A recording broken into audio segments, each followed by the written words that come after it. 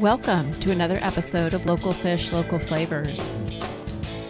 Today we're going to be making a classic, fried catfish. Let's get started. First, we're going to prepare our cornmeal mixture. Combine 3/4 of a cup of cornmeal, 1/4 of a cup of flour, 2 teaspoons salt,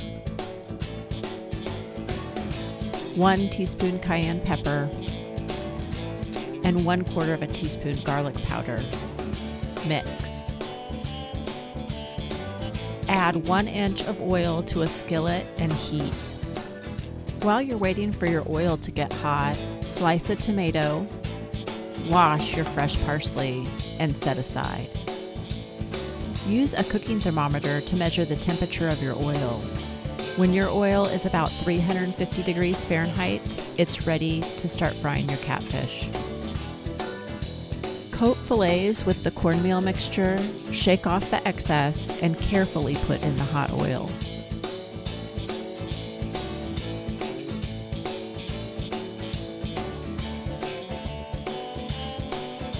Fry fillets in a single layer for 2 to 3 minutes.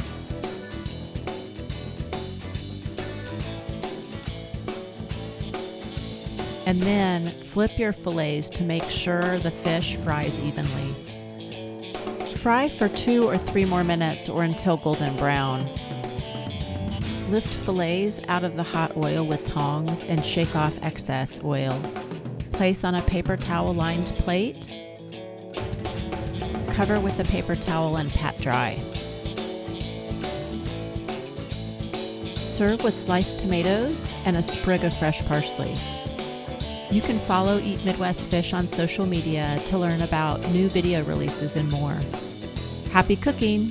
We hope to see you soon.